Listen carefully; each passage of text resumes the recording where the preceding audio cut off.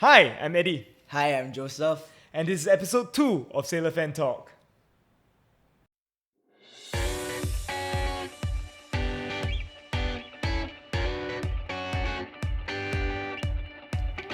So today is a very special episode. It's a very special Suzuki Cup edition. Suzuki Cup edition of SailorFanTalk. And That's obviously we're going to focus on Suzuki Cup. But before we focus on the discussion side of stuff, what do we want to do for our fans? What do you want to do? So, we have been getting a lot of kind words from you guys, a lot of support from you guys. A huge thank you from both of us, from the bottom of our hearts. Thank you very much. One thing that stood out from all the comments was that you guys love the songs. You guys love the songs. And since our fans love the songs, right? What do? When our fans love the songs, what can we do except deliver the We songs? give the fans what the fans We want. give them what they want. And so here we have it. Looky, here. What do we have? We have another pirated song for another week of Sailor Fan Talk. Pirated All right. song. This week we're not going after Queen, but we're going after someone who is a bit of a queen in Singapore. Because The Singapore version. Singapore version, her song was so popular this year. It spawned the dance. The whole nation sang to it. People found it touching in the COVID era. It's none other than Lin Ying's The Road Ahead, right? Which was a National Day song. So, Lin Ying, I'm a big fan. I hope you don't kill me or Joseph after this. But yeah, we changed the lyrics of your song a little.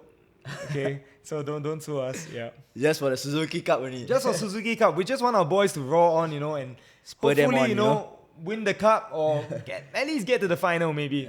Get to the final. So, without further ado, let's sing the song. Let's okay? go, man. One man, he's called Fandi, has 3 sons in the team. Together with the boys from LCS. Then there's Safwan and Anu, Zulfami and Amy, Shawal, Shakir and Nazrul Nazari. With these boys we can find victory. It's all within our reach. Suzuki Cup, it's what we wanna win. Hear Kallang roar, louder than it's ever been. 4-time winners, so let's not forget we did it before, and we'll do it again. We did it before. We did it before. And we'll do it again. Let's go, boys. Let's go. Let's go, Lions. Come on. Come on, boys. All right, we hope you liked the song. So if you liked it, please comments below. If you didn't like it, please comments below as well. If y'all loved it, right, we can get Eddy to do the dance for this song on TikTok. I'm sure you guys will love it. No, you are not going to get Eddy to do any TikTok dance. No. For no. the nation. Okay, if we win the final, I'll do like You all heard it from Eddy 3 minutes himself. straight, okay, of TikTok videos. You all 3 heard it minutes from straight. Eddy himself. If we win the final, you'll get a special episode of Eddy doing a TikTok dance of this All song. right. And so after that hopefully the song that you guys will like, right? We move on now to talk about the Suzuki Cup. Yes. After all, it is the Suzuki Cup edition.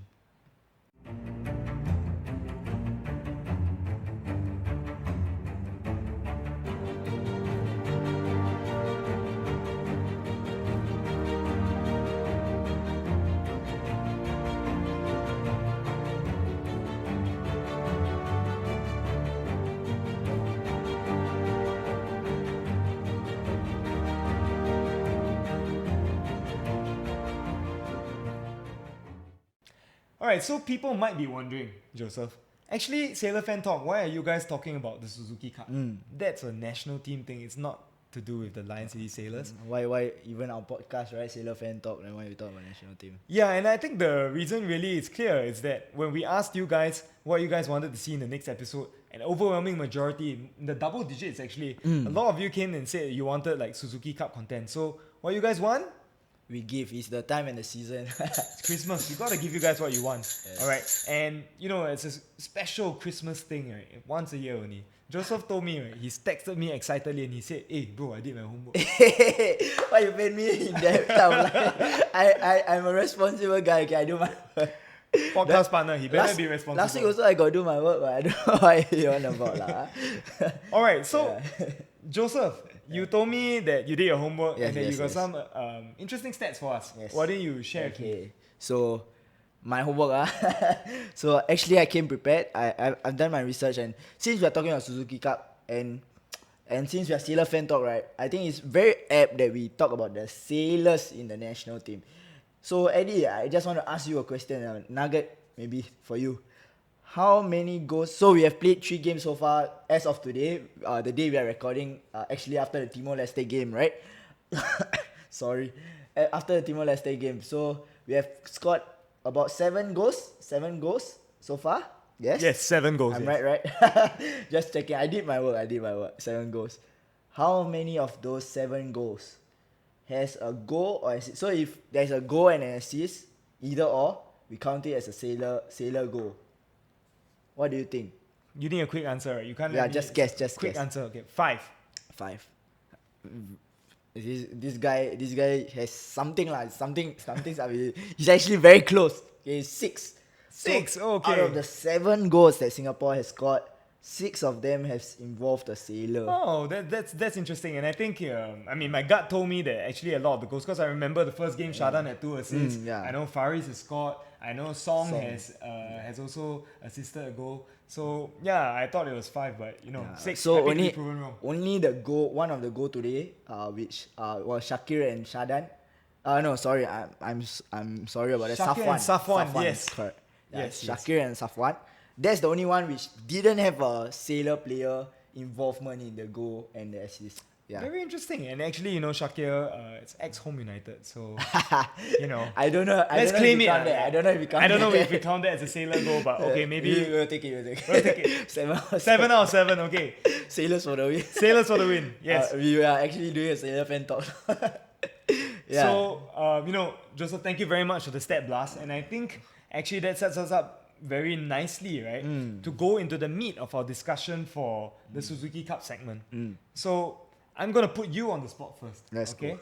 So one of the questions that we came up with after looking at our viewer submissions, and we picked some of the questions, right? One of it was, which sailor do you think, right, is the most crucial to the country's Suzuki Cup challenge? Okay, how about I say my player and then you say your player, so that we make sure that our play, if in the event that our players like clash, Okay, right? at the same time, right? Yeah, at the same time. Okay. Okay, you count down. Okay. 1, 2, 3. Hassan Sadi. Kena baited. My reactions are slow. This guy anyhow. But actually, okay, just to show you guys, my pick over here, it says Haris Harun. Okay. So we don't clash. I picked this Haris We Harun. don't clash, That's the reason why I brought my Haris Harun number jersey of all my Suzuki Cup jerseys. But yeah. Yeah. So if y'all didn't know already, Hassan Sani is actually 37 years old, right? 37 years old. He's the custodian of our national team, and he's Superman. actually Superman. He's the Superman of sailors, Superman of the national team. He's the captain of our sailors team. And he was actually, when I was doing my research, right? Yeah, I did my research. Back again. When I was doing my research, Hassan is one of the 4 like well-known Singapore national team players who came from the NFA academy. Like they were brought up from that line, so they were in the inaugural batch of NFA in the 2000. Wow, okay, So that's interesting. it That's how old he is. That was the year I was born, 2000. So he was in that batch of players. Hassan, Shari Ishak, Baihaki Kaizan, and who's the winger from Tanjong Pagar who just retired? Muhammad Ridwan. Yes, correct. The 4 of them are the main goers from that batch, from the first NFA group. So that's where Hassan starts. Hassan used to play as a centre mid. I bet you didn't know that. Do you know that? I did not know Yeah, that. he used to play as a centre mid. Because of some issues, health complications, he moved to goalkeeper. And one thing that blew my mind was a report from the Telegraph UK newspaper agency. They Telegraph. rated him as one of the top, 50, 20? No, bro. Out of the top 20, right? He got 18th place in the world. In the world. Imagine all the keepers like Neuer, David De Gea. In 2016, my man Hassan Sani was 18th place. I did. Okay, I mean, I love Hassan Sani and he's Superman. He's as reliable as a Nissan Sunny. But I have to wonder how he got 18th. Yeah. I mean, I would love to speak to Hassan Sani one day and ask him for his views on that, because I think even he would admit he's not number 18 in the world. But it was a very proud moment for everyone as well. Yes. And then after that, he had 2 stints in Army United. He came to Lion City Sailors and he helped us lah. He helped us so much. And I think he only made like 2 or 3 mistakes throughout the entire season for us in the Sailors campaign. Those 2 or 3 mistakes, I personally don't count them as mistakes. They were not goalkeeping mistakes, because he was brilliant at his goalkeeping. They were on the goalkeeping side of things. He has saved us countless times. That was an amazing game, right? Yes. And the Lion Shop, the whole Lion Shop journey, where Iswan was amazing, huge fan of Iswan in that period. But mystified. The crew, all our fans, we were a bit Sailors shocked. fans were a bit shocked. Sailors lah. So we expected our player to play, right? A bit of bias. Yeah. But yeah, it was from our point of view. We were like, if Hassan was there, I don't think the goals would have been that many. Maybe not so many. Not we that might still many. have lost, because I think those performances weren't but great. not he. A lot of the shots, I personally believe that he would have saved them. Even the 3 games, Myanmar game, the Philippines game, and even today's game, Timor-Leste. Just now you were talking to me about the save he made. Yeah, he made a foot save Feet, very right? early in the game. Yeah, Kept us in the game at 0-0. And even against Myanmar and Philippines, I don't know if you remember, but he had so many outstanding saves, which really kept us in the game lah. And immediately when he made those saves, I always sit beside Ethan. If you all watch me in the stadium, I always sit beside Ethan, and then we do a lot of banter in the stadium. But that's beside the point. But whenever Hassan made the save, right, I always turn to Ethan and I'm like, do you think Iswan will have saved that? I don't think so, bro. No disrespect, no. But really, Hassan. That's why I'm picking Hassan. Okay. And how many clean sheets do we have? 2 out of 3. 2 out of 3. Yeah. 2 out of 3 clean sheets with 1 goal against Philippines. I'm not saying we have the best defense. Don't get me wrong. We don't have a really good defense. We are improving. We are improving. And I think Hassan, not only is he a good keeper, the leadership skills, the voice, the presence, it makes a lot of difference. Makes a lot of difference. And that's why he gets my shout at the LCS player that is the most important for the national team, for me, in my opinion. Yeah. So authority, what he's done in the past, what he's done for the Sailors this season, and even in the Suzuki Cup itself in the past 3 matches, that's why you're going with Hassan, right? So Eddie, actually I got a question to ask you. So Yes. do you think like I did a good job at my homework? We will let the viewers decide. I think it's a decent job. It's a decent job. Did my research, yeah, you did your research. I think I wouldn't put so much stock into the ranking, because what are the rubrics of the ranking anyway? Like, who came up with the ranking? I don't think even Hassan Sani's greatest fan or himself would say that he's number 18 in the world at any point in time. Although I must say that number 18 in Asia, possible. Possible actually, right? There was a period in time in Singapore, I think you might not really remember as well, but like Lionel Lewis was also one of the top keepers in Asia. And so, to me, Hassan Sani is as good as Lionel Lewis. I mean, don't at me if you disagree with me. And sorry to interrupt, but even when he went to Thailand to play for Army United, right, the people over there, like, They loved him. And Yes. he actually helped Army United in the first season to stay in the first division, and unfortunately they went down to Division 2 the following season. But he had a huge role to play, even against the defending champion who were undefeated the whole season. He played his debut game, he kept a clean sheet against them. Amazing man. Everybody was shocked. Yes. Hassan. And so, I love Hassan Sani, and I play goalkeeper quite a lot myself in various sports. So, Yeah, he was I'm close. surprised. I'm surprised you didn't pick Hassan. So he was close, but my man is the man who owns this shirt, man. Haris Harun. Alright, and I'll tell you why. Okay, Haris Harun is 103 caps. Alright, he scored 11 times for a country, so he's always capable of scoring the odd goal.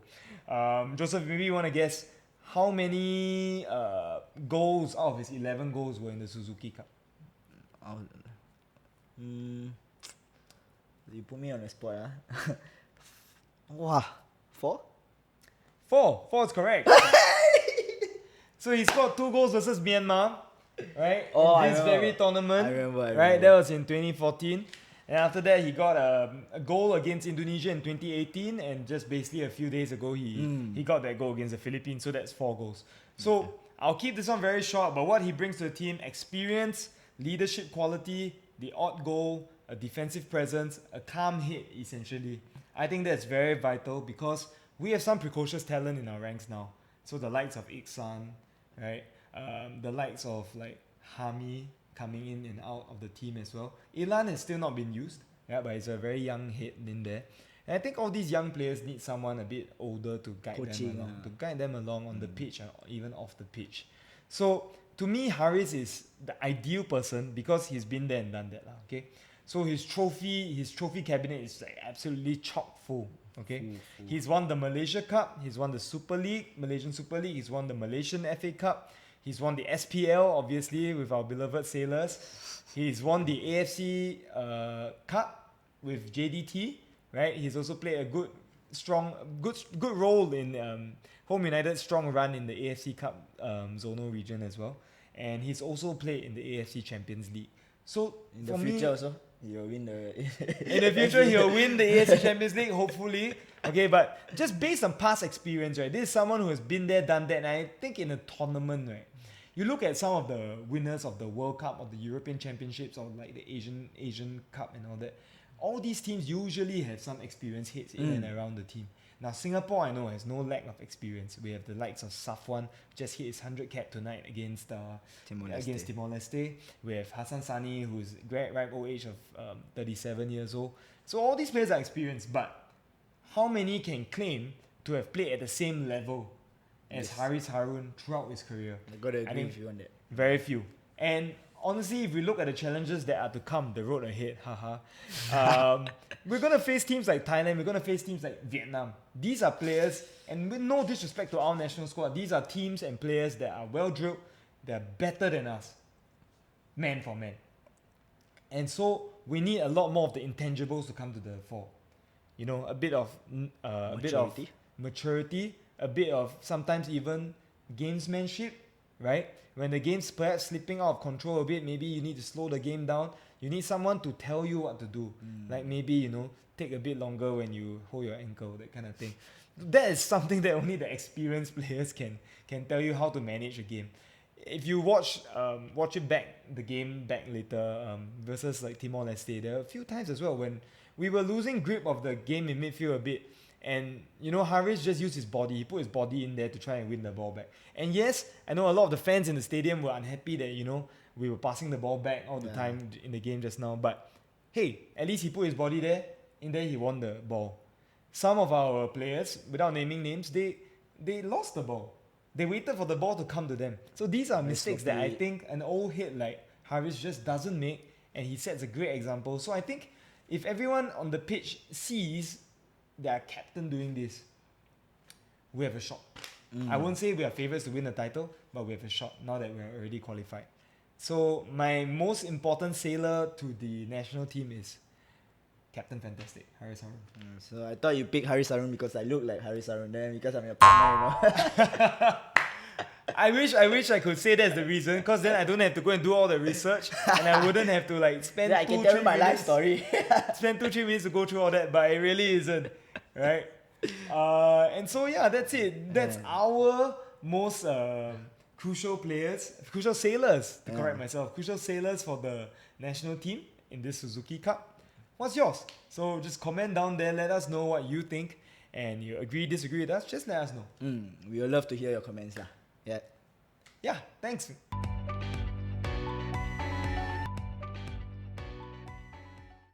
Alright, so Joseph, since we've been talking about the most critical player for the Suzuki Cup, from our sailors, right? Yeah, from the sailors. Here's the critical question then. Okay. Can we actually win it?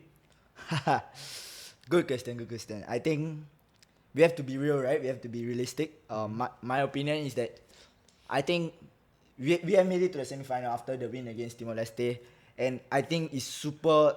We got to be proud about this. Yes. We have to be proud about this. It's a huge achievement. Many say that we couldn't even make it out of the group stage. We are out. We are out. We are still in position to fight for the first place. Let's see how the game against Thailand goes. But yeah, to answer the question, do I think we are gonna win? Sadly, I don't think we have what it takes lah. The likes of Thailand and Vietnam, they're just another level in my opinion. But we gotta be proud with what we have. If we do win, what are you feeling? Yeah. So this is what I gotta say about that. I think my head is telling me as well that Thailand and Vietnam, the movement and the experience that those players have as a whole, it's probably a bit difficult for us to counter. But two things are just like gnawing away at me. One is home advantage, and two is anything can happen in football. So Fair enough. I'm gonna go on a limb. I'm gonna counteract a bit of this negative, realistic energy. Nah, not for me. Keeping it real, We're at home. We're gonna win the title. So we're gonna win the title. I don't care if it goes in off Sasi Kumar's shoulder or whatever. As long as it's a goal, we're claiming the title. We're gonna win it. Okay, fair All enough. right. Fair enough. But Suzuki Cup. That reminds me. You told me as well, Joseph, that you wanted to talk a bit about the matchday experience so far at the Suzuki Cup. So actually, I wanted to talk about it because I've been feeling a bit uneasy about the way things are handled. With all due respect, we have heard about the Singa Brigade incident. I'm pretty sure many of you who have been following the footballing scene know about what has happened with the Singa Brigade. Yeah, we don't have to we rehash that. Yeah, Yes. we don't want to dwell so much into it.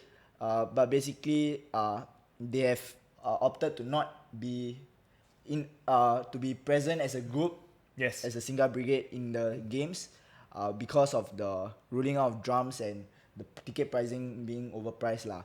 I have to say the prices are really quite high.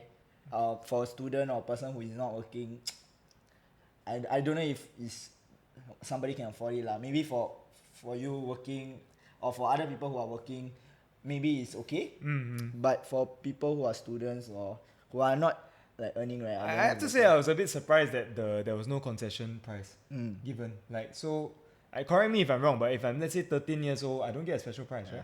Yeah, so that was what surprised me a bit. But And also absolutely right. Yeah, and also there was booking fees for the site that was being used, which is really questioning what is being going on. Are we really doing this for the money or what is going on? And I mean we don't know what's going on, right? We can only say that we can only complain.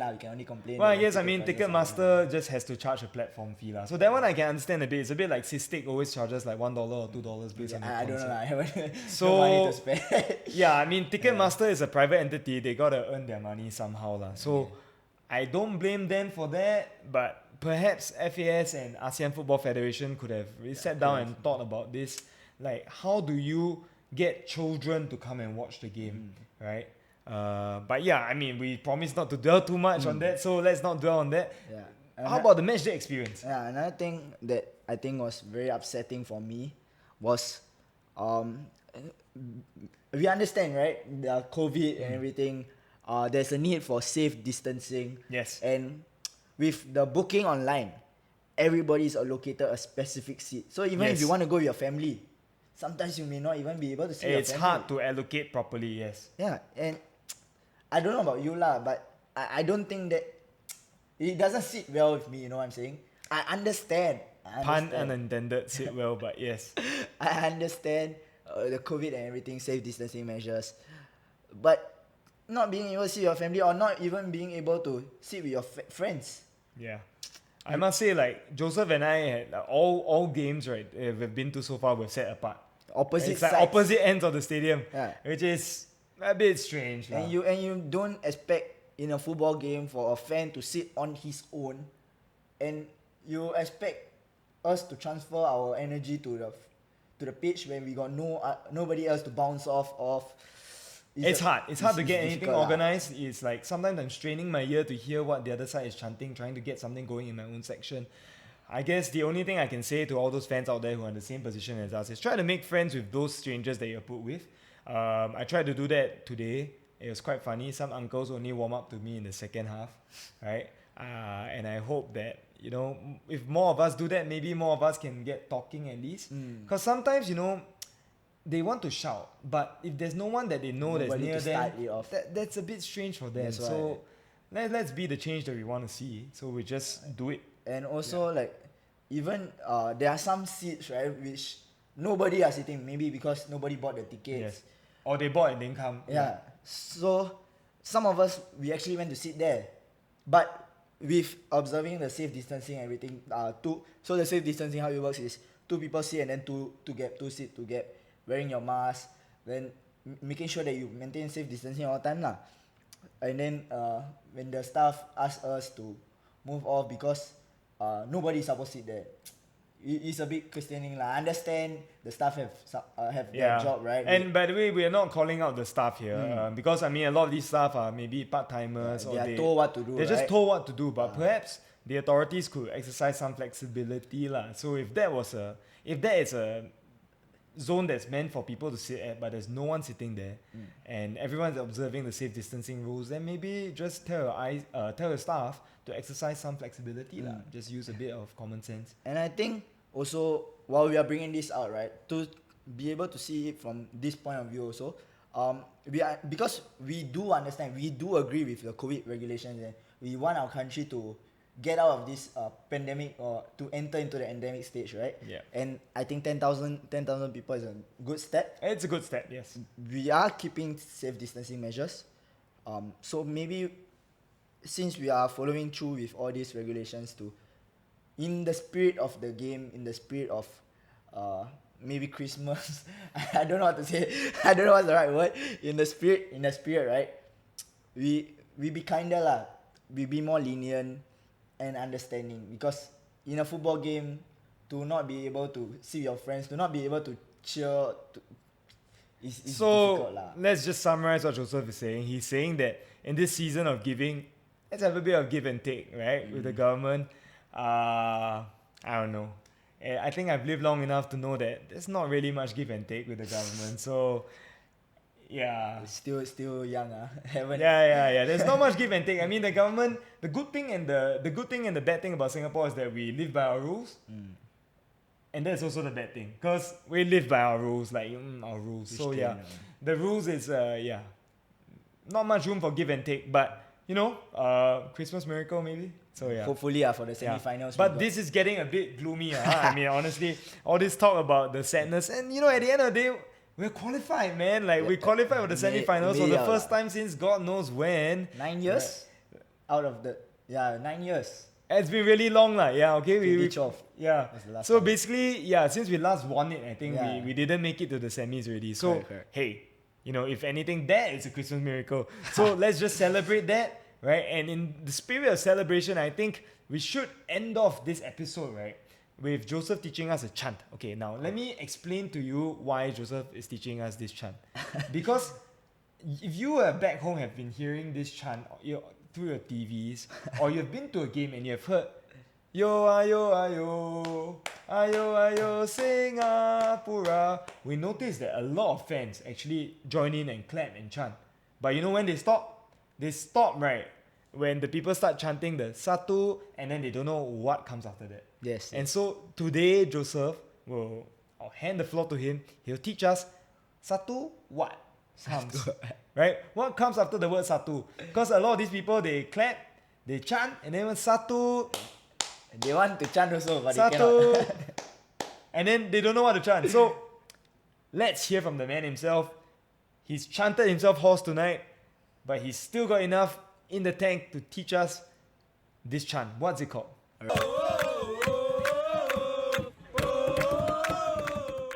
Right, so I don't know if y'all can hear me. Hopefully y'all can hear me well. If not, the whole episode so far has not been really a good one. But we hope, right? We hope. Okay, so as Eddy has given a brilliant introduction to this teaching, hopefully that from us teaching you guys this song, y'all can join us when we start this cheer to be able to sing together for our country. Definitely, and to push our boys on, right? Okay, so without further ado, we start. So the first part of the song, it goes like this. Satu Nada. So Satu Nada means one tone. So Satu means one lah. So basically you will keep Satu. United, Okay? yeah, one. United, One. yeah. Okay. So one tone, Satu Nada, Satu Suara.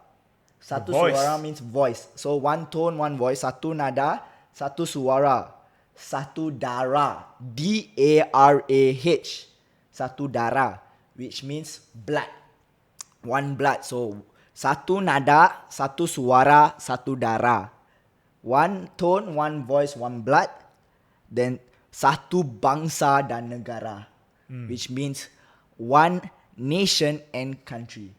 So we got Satu Nada, Satu Suara, Satu Darah, Satu Bangsa dan Negara. One tone, one voice, one blood, one nation and country.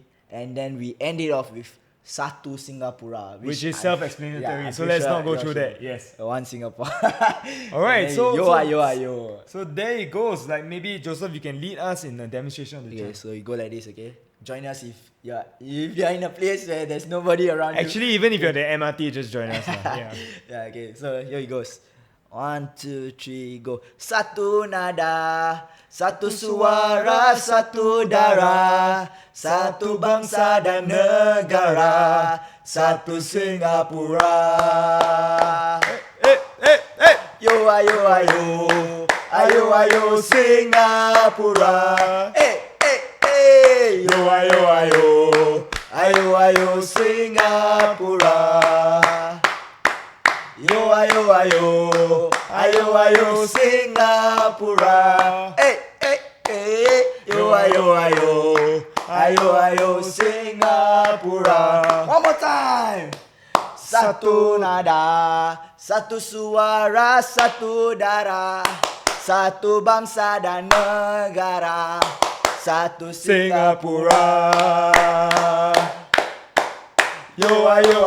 Join And this in. continues for another 20 years. Yeah. So yes, I think you get the drift. That is the chant. Interesting to know actually, we were talking about this chant in the car. I heard from Joseph that actually they teach this to young volunteers. Yes. Where did you first learn this chant? So actually, when in secondary school, right, we have Yes. sports leaders and everything. So they send the sports leaders to this centralized What sports. do they call it? Team Nila, is it, or something? Yeah. The Team team Nila. where they give out the team Nila Yeah, shirt. Team Nila. Okay. Yeah, so they gave out the team Nila shirt in the camp, and then they taught this shirt for us as sports leaders to be able to teach or like to Cool. encourage our own student athletes to be able to perform better, like spur them on. So actually, correct me if I'm wrong, but everyone in your age group should know this song. A lot of people should know this song. I hope lah. I hope you can only hope, right?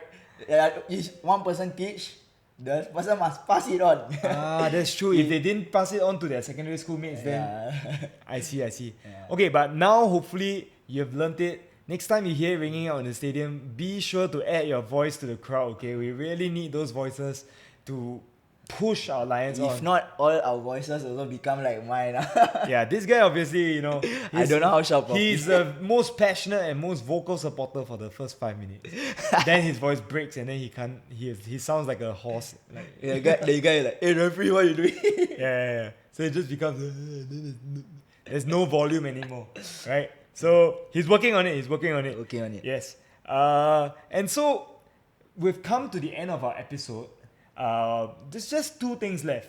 The first thing is we wanted to give a bit of a teaser as to what is coming up next. And this is because, as we've alluded to earlier in the episode, right, there's so many viewer contributions and so many requests So for many. content to do. We can't cram it all in one episode. So, Joseph, you picked up something interesting.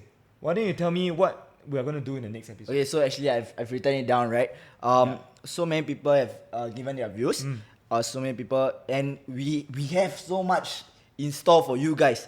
Just for you guys, we so much for you all to look forward to. Okay, so for first, one episode we are looking towards how can we improve the fan engagement on the so we'll go back to LCS after this. Yeah, our And sailors' roots, yes. so maybe if we win the Suzuki Cup, we may do a part 2 of Suzuki Cup, but no promises. We're But going to win the we'll- Suzuki Cup. Yeah. But we'll go back to our sailors' roots, and then probably we'll talk about our sailor fan engagement. How have we been going about doing it over the past year. Yeah, for example, like the free towels, stuff like the back massage for healthcare heroes, Yes. stuff like the pyrotechnics, and also, Kevin Lester, Line CD Boy being our creative director, Yeah. music video. And so, yeah, we'll talk about those, what we have done, and we also want to talk about what the two of us have stupid/good ideas for next season how as we well. can- how we can push help, ideas how to we can help give a us. bit of a push. Maybe the club is watching and then they can act on some of those ideas. Give us money to. Yes, something. that would be nice. But yeah, okay. So there's one idea we have. Yeah, and then like so much more for you guys to look forward to. We'll probably compare with other clubs of how much more we are, like how different we are, Don't lah. how different we are from the other clubs. We'll make right? them look very bad. So yeah, I mean, that's the reason. okay. That is the reason why we're doing. We want to make them look bad. Okay, Hougang yes. cool. Hougang is a club. Oh, right.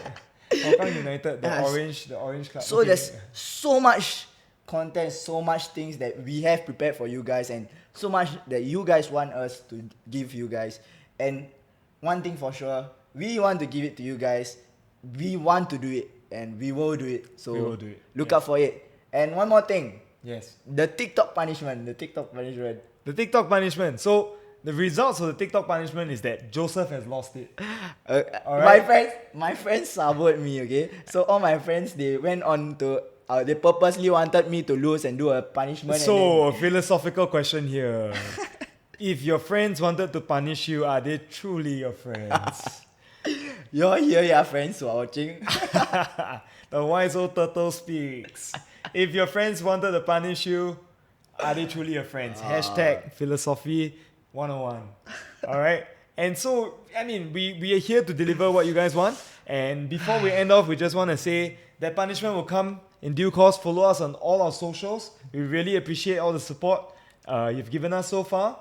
And this week, I'm going to try to get this guy to say, we are Yes, SailorFanTalk. We're SailorFanTalk. It took a bit while, but it got there in the end. Because of the Suzuki Cup. We're SailorFanTalk Special Suzuki Cup Edition. Next episode back to our regular programming. We'll catch you. Thank you very much.